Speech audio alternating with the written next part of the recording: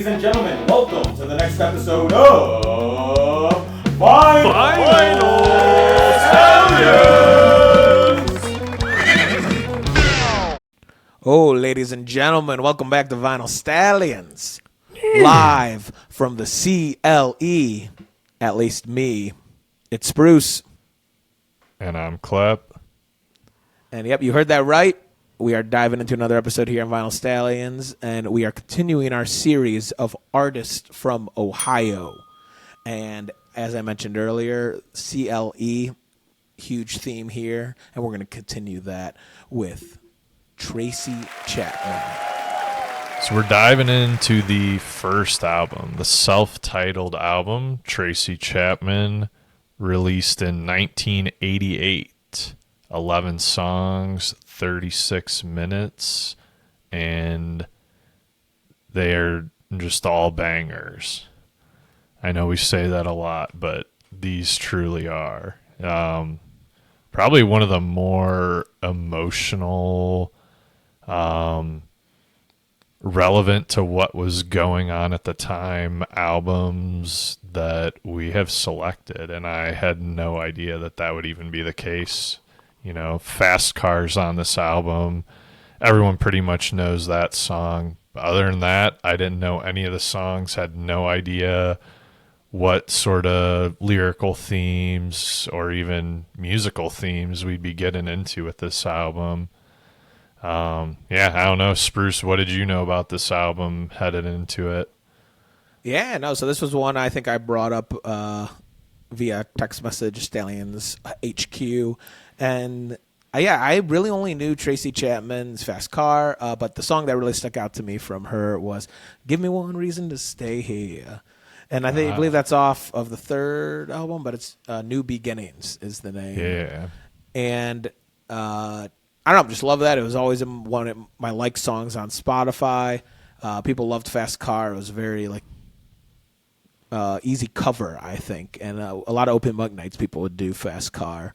So I knew it of that, and I knew Tracy was just from the Cleveland area, but never had taken that deep dive club, so I was not really prepped for where this full album was going to go. But I'm going to kick it off here with fellow Stallion and gentleman we always like to mention, Mr. Dave Matthew, and yes, his band is kind of the vibe I felt from this, and the way songs were structured, the lyrics Tracy was singing. And yeah, it just very much had that, like, I don't know, late 80s, early 90s vibe on acoustic, vibing out. And so I looked it up, Klep.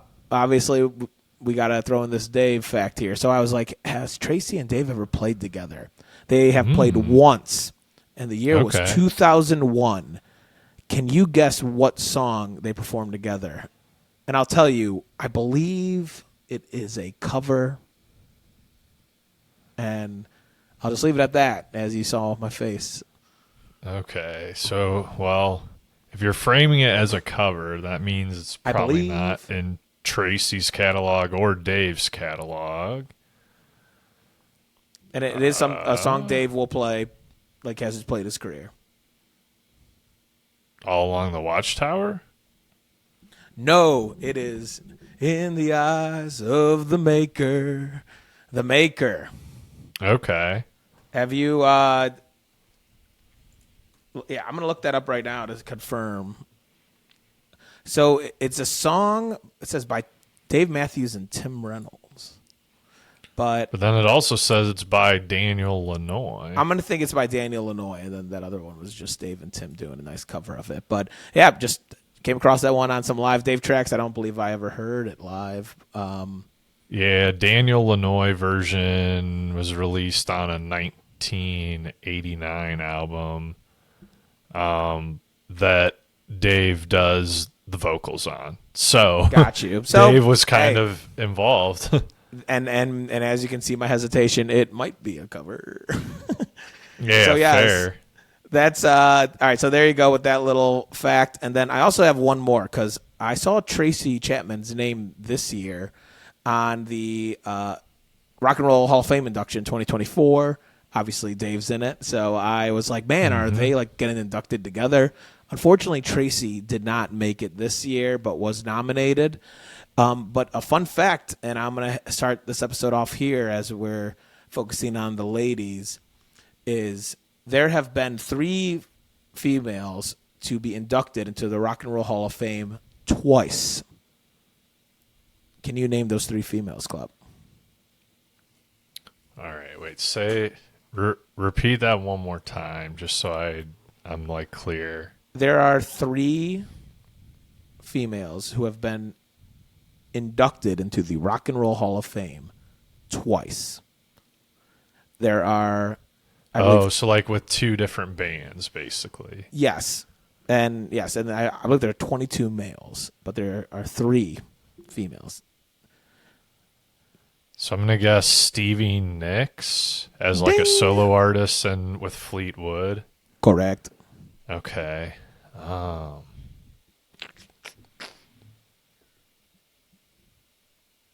Think Stallions.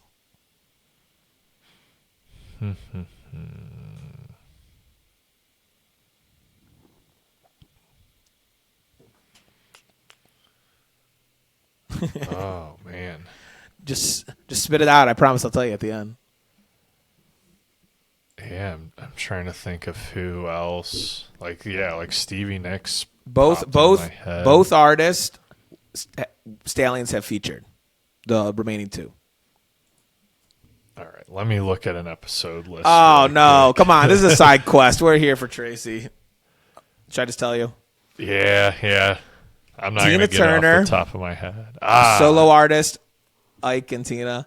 And then the final one is Carole King, who was in for a artist, but was also in for a songwriter. But has been now that you twice. mentioned that, the another one I could have guessed would have been Chaka Khan as both with like Rufus and as a solo artist. Yeah, I don't believe Rufus was in. Chaka Khan just got inducted last year, I believe. Okay. It just like hangs out in my head being a Cleveland guy and all. Being Fair. in the 44102. All right, let's dive in. Tracy Chapman, self-titled album released in 1988. To give you a little background on this album, Tracy, again, grew up in Cleveland and then went to Tufts University. And I believe Tufts University is in the Boston area. And it is. And Tracy, I believe, created some demos at the time at Tufts University at the radio station there, WMFO, and would play out at multiple bars in the area. And a fellow student named Brian Kopelman would see Tracy, and apparently Brian's dad was Charles Kopelman, who was working at a SBK Publishing at the time and actually co-owned that. And so Brian would see Tracy out and playing and would encourage her to create some tracks and stuff. And he would give them to his father to help her, try to make it big and all. And apparently she did not believe Brian at all and just thought it was all a hoax and nothing would come of it.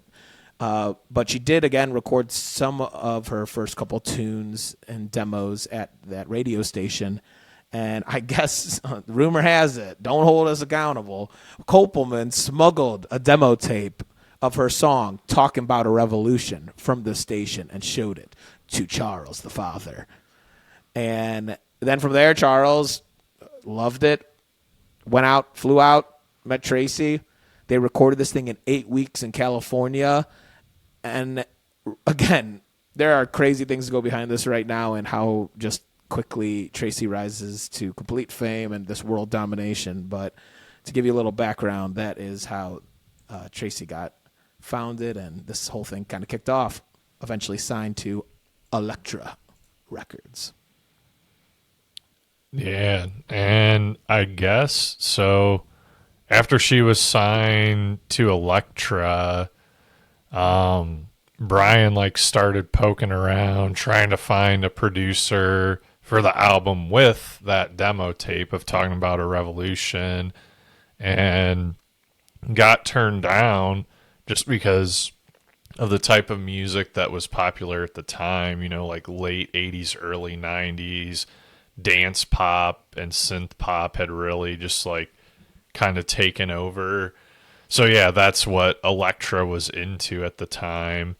And yeah, the person who was originally chosen to produce it was killed in a car accident. So that's like sort of what created this problem, because then Elektra is just picking a producer that basically doesn't have enough work to take on this project. And yeah, Tracy said it was not really a good fit. But then they settled with a producer named David Kirschenbaum, who had worked with artists such as Duran Duran, Joe Jackson, Bryan Adams, Supertramp. So yeah, David said, he was interested in kind of making an acoustic record at this time. Listened to some of the stuff. They put it together and, man, put together this masterpiece that, again, sits at about 36 minutes, 9 seconds, 11 songs. I think it's time to get in this, Klep. Strap in. Yeah. I'm glad Kirschbaum ended up taking this over, and we've already talked about this song, but first song on this album, which is the second single off this album, released about 3 months after the album came out, Talking About a Revolution. Don't you know, talking about a revolution, it sounds like a whisper while they're standing in the welfare lines, crying at the doorsteps of those. Yeah, this sets the whole pace for the entire album. Like, the way that she plays the acoustic guitar, the way things are sung, that part is like, run, run, run, run. Like, she does a lot of that throughout this album. This really does just encompass, and I guess this might be the third one. I said Fast Car, Give Me One Reason were the two I knew. I definitely heard this song. Yeah, I did not. Yeah, I don't know. It's so good. Like, it just hooked me immediately. Because I didn't really know what to expect. Like, I could look at a track list. I know Fast Car comes after this, but I'm like, all right, well, how's she gonna open up and get us into that song? And I don't know, the song's just super interesting because it's really like kind of funky, fun, upbeat. But then you listen to the lyrics and it's like very heavy, very like sad in a way. So yeah, those two things are kind of in conflict, which is always interesting to me when you have like a happy song musically that's super sad lyrically, or a song that's like kind of, dark musically but has really happy lyrics. That always fascinates me. Yeah, it is funny when bands do that, talking about like something serious and putting it in just like a light way, but you're like, listen to the lyrics. Mm-hmm. Listen to the lyrics. Great way to kick off this album. Again, gained a lot of radio play when it was released, I believe. I'm missing my note here on where it peaked at, but nonetheless, very popular song to kick off the album. And we just head right into number 2, Fast Car, 4 minutes, 56 seconds. You get a fast car, I want a ticket to anywhere. Maybe we make a deal. Maybe together we can get somewhere. Any place is better. Starting from zero, got nothing to lose. Maybe we'll make something. Yeah, and just like, what an iconic song. Like, I don't know. A lot of times, you hear the radio hits, you dive into an album and you're just like, oh, this song was like maybe in the bottom, 20% of songs on this album. But this is not one where I would put in that category. Like, this is a great song. It's obvious as to like why it was the one that blew up. And yeah, Sort of like the first song, like kind of a sad and depressing message, like talks about her parents getting divorced, talks about her finding, a partner that isn't really a good partner, is like more concerned with, drinking and partying than like being there for the family. So yeah, pretty heavy song. Absolutely. Yeah, no, it's funny when songs make a resurgence in like culture in itself, and it's happened a few times recently. But this one, and I guess it's specific relation to Luke Combs doing a cover of it, and I know they played this together at the Grammys earlier this year in 2024. So it's great to see that. I know I've mentioned it being a great cover song as well that people do, but man, this thing just killed. Again, the lead single, I believe it peaked at number 6. It was nominated for Record of the Year, Song of the Year, and then it won the latter of Best Female Pop Vocal Performance Grammy. Again, think about this. You're at Tufts University in early 1988. This all happens. You release this thing in early April. And then in June, Tracy Chapman is performing for Nelson Mandela's 70th birthday tribute, which is crazy. Imagine just being a part of that. And then I looked into this story a little bit more, and apparently Stevie Wonder was supposed to play, but had learned his keyboards, like something happened with his keyboards, and he just like left the stage.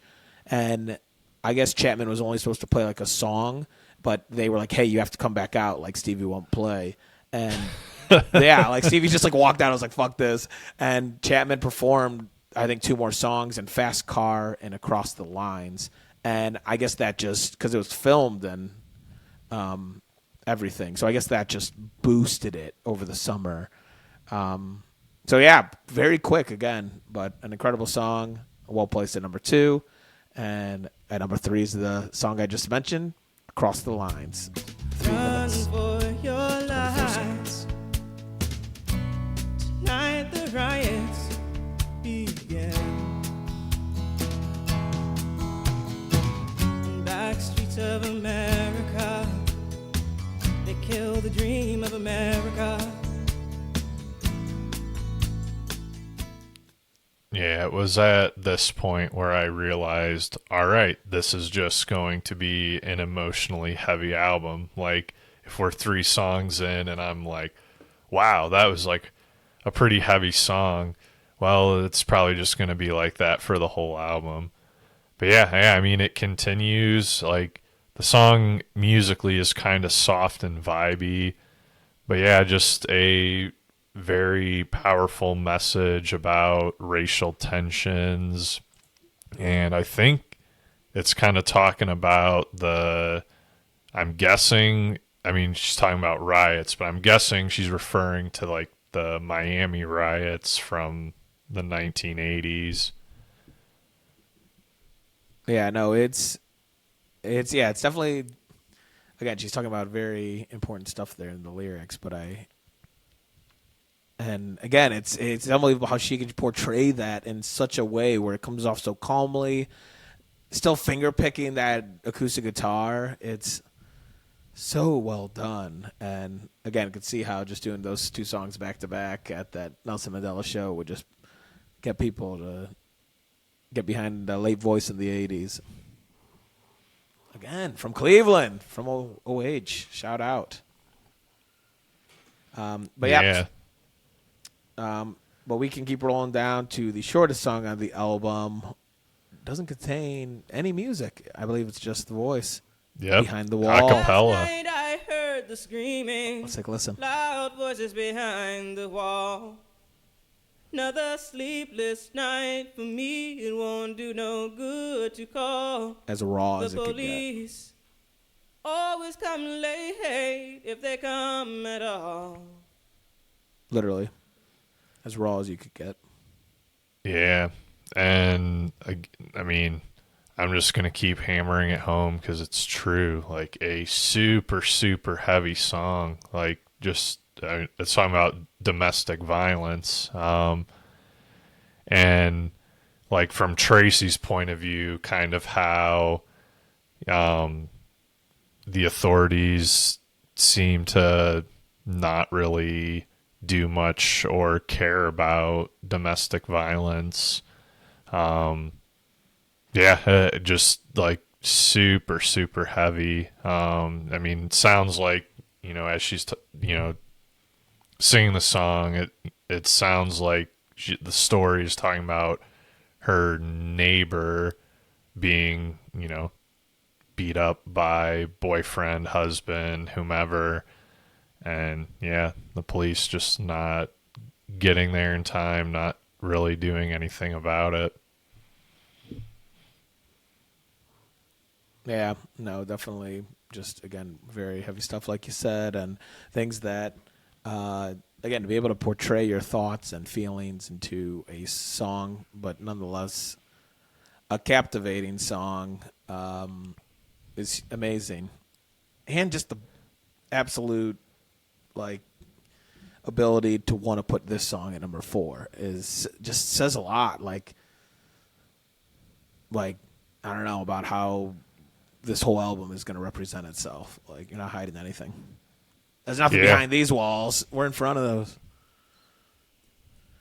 But, yeah, let's keep rolling to what is the second most listens on Spotify. Number 5, Baby Can I Hold You? 3 minutes, 13 seconds. Easily, like sorry, like sorry.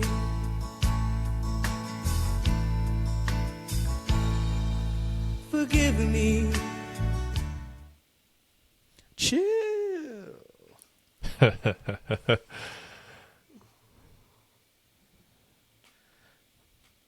Yeah, just very well done with just so much space. Like, artists and things just want to fill up and all that, and it's good when done right. But yeah, when you can just leave it, let it sit. Well done. Yeah, this is like the first one that I feel like is not extremely emotionally heavy. Like, this song appears to be more about forgiveness. And yeah, like about forgiving the ones you love the most. So that's kind of cool. And now it has me thinking, like, we're almost due for a vinyl check. Oh, you were reading my mind.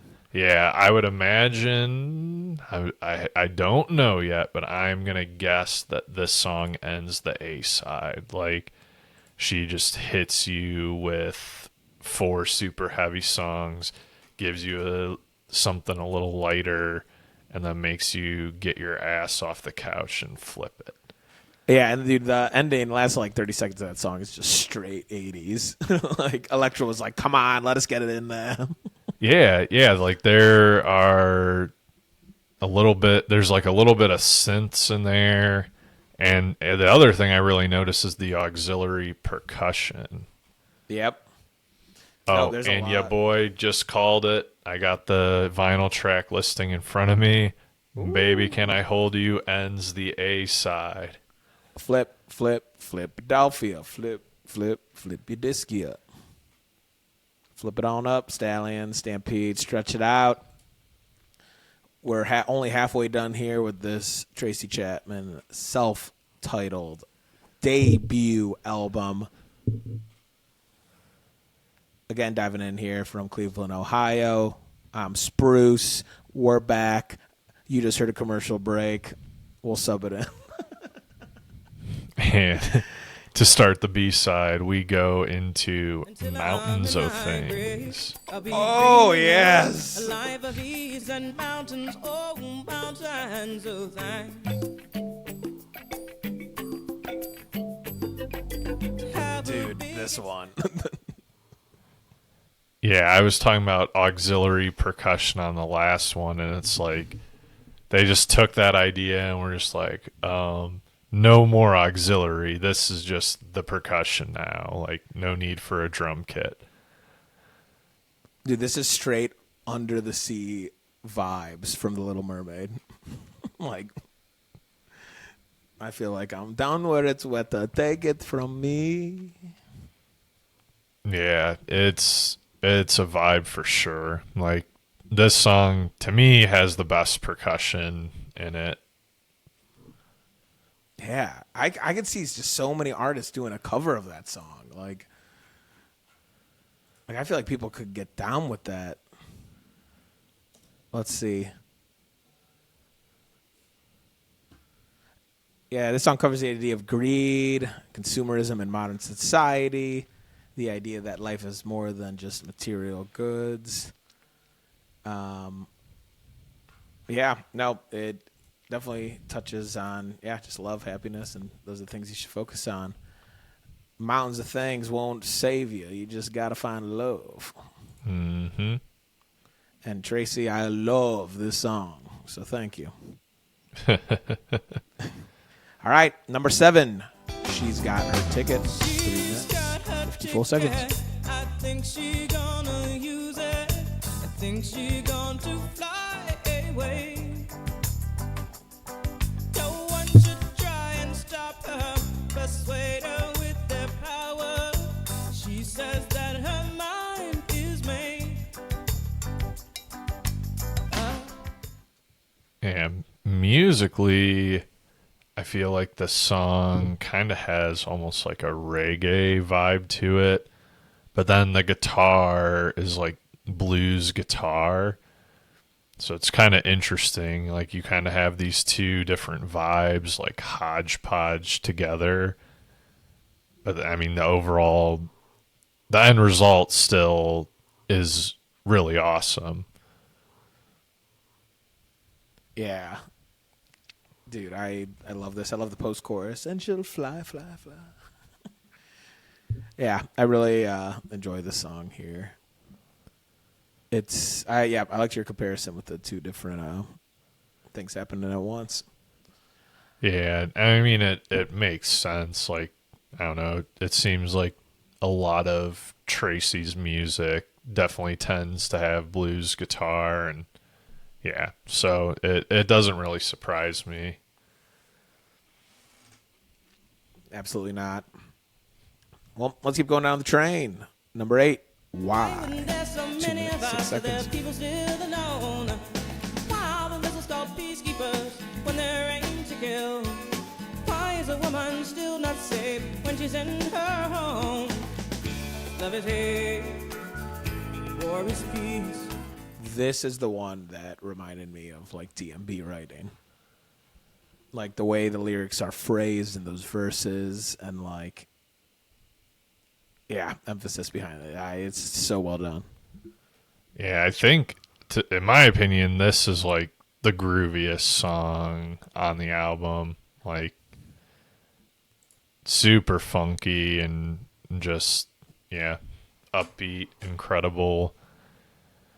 And I don't know, when we do our top 3 at the end, it would be hard to leave this one out. Yeah, I don't know what it is. It's a synth maybe, or maybe a horn. I'm assuming it's a synth because we're talking 80s here. But yeah, during like the final breakdown in the last chorus is so well done. Yeah, this one's groovy. More people need to listen to this one. Yeah, absolutely. Why Or do just they like this album? Yeah, right. It's so well done. We got to get Tracy on this show. That would Tracy. be wild. Yeah. I wonder if we'll give her one reason to come on, Stallions. Yeah. It's for you, Stampede. It's all for you. Get connected with the artists you love on Vinyl Stallions. All right. Number 9, For My Lover. 3 minutes, 12 seconds. Things we won't do for love. Climb a mountain if I had to. Risk my life so I could have you. We got a harmonica in this one? Maybe. I wasn't sure or not. It kind of sounds like it, but it's used so subtly and sparsely that I don't know, like, for sure. You know what I mean? Yeah, no, I mean, again, we're talking 80s here. Like, those synths can do anything. Mm-hmm. But yeah, this one, like we got a few songs that were not as heavy, like, Baby Can I Hold You, Mountains of Things. Like, we go right back into like the super heavy themes with this song. Yeah, no, it touches on a lot. Yeah. Yeah, and mostly in. I mean, I don't know. A big thing, I don't know. People get so freaking roped into being tied into what you are, what sexual orientation you are, and all that shit. And I know Tracy has definitely managed to separate her personal and professional life with great success. And her sexual orientation has never even officially been confirmed by her because it's none of your fucking damn business. Like, who cares? Yeah, exactly. And yeah, so yeah, props to her. Again, just a forefront and just the women's scene. Glad we're able to continue to highlight women, even though we're not on our third Women in Music series here on Vinyl Stallions. Straight from the hometown, we got a absolute warrior. But we entered the double digits, if not now. I make your promises, a love declared for days to come is as good as none.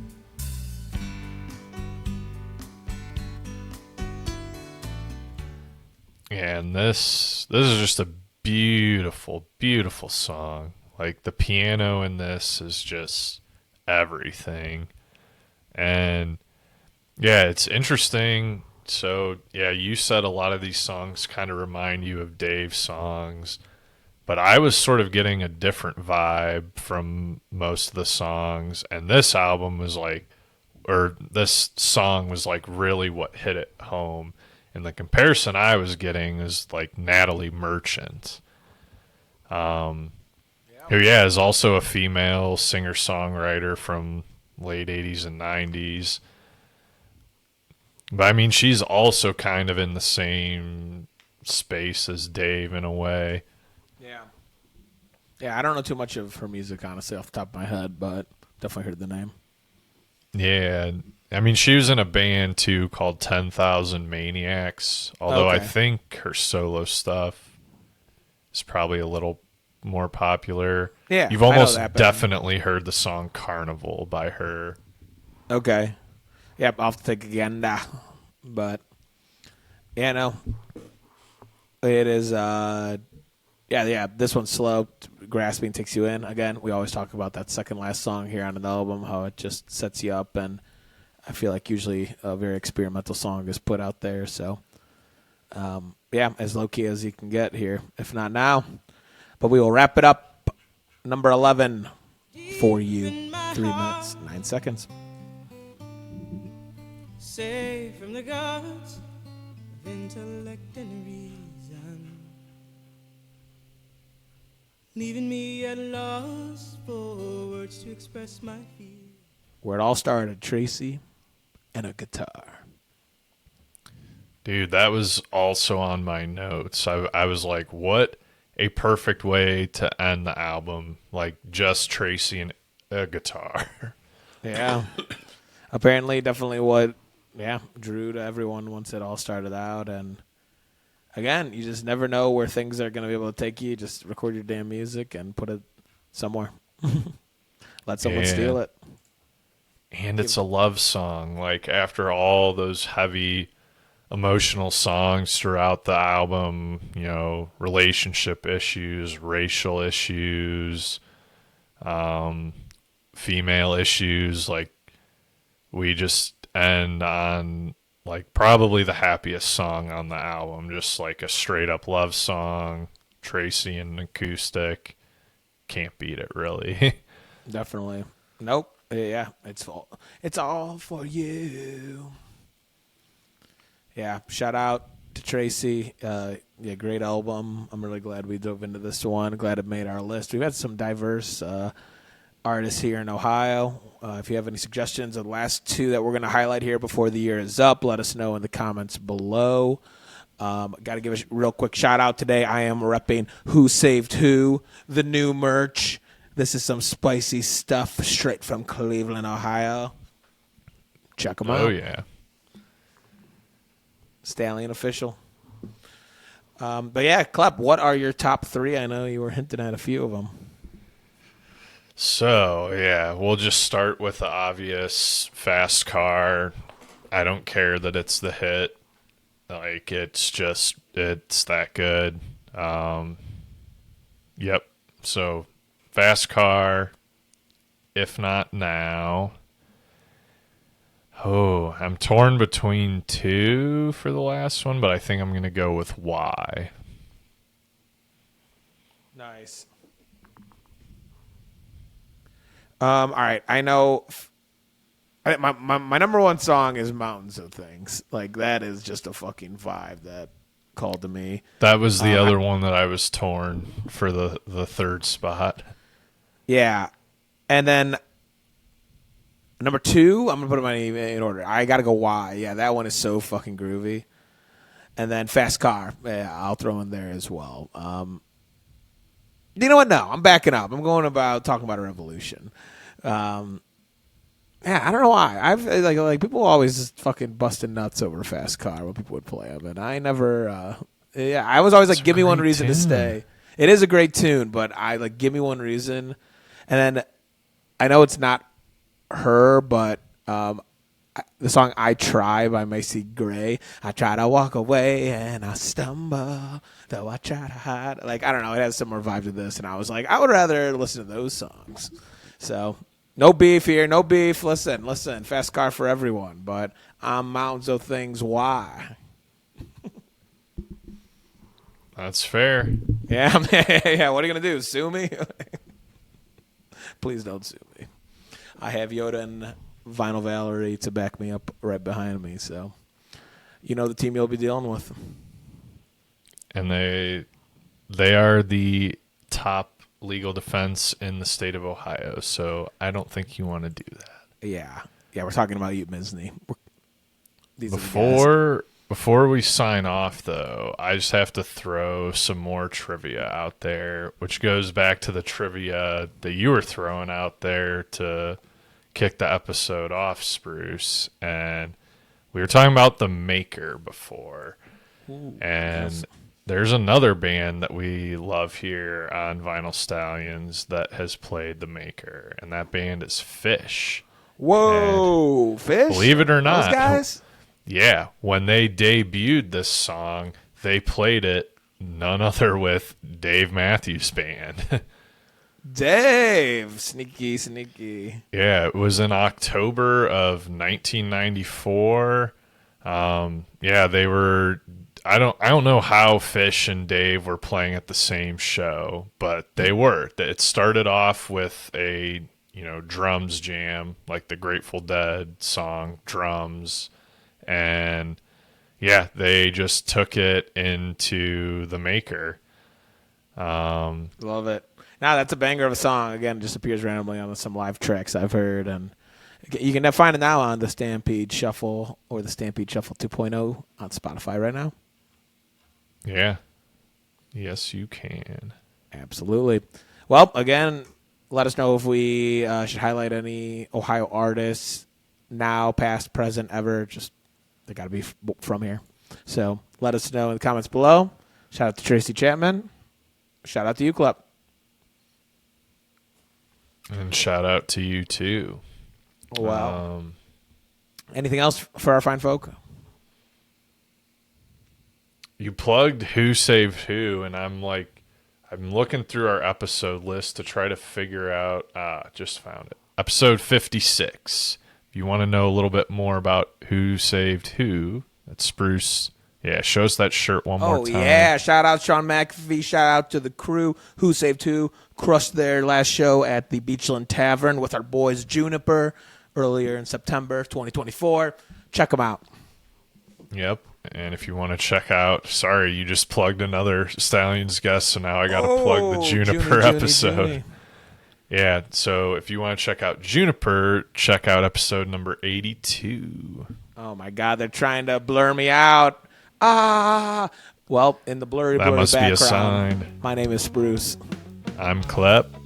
And this has been a blurry episode of Vinyl Stallion.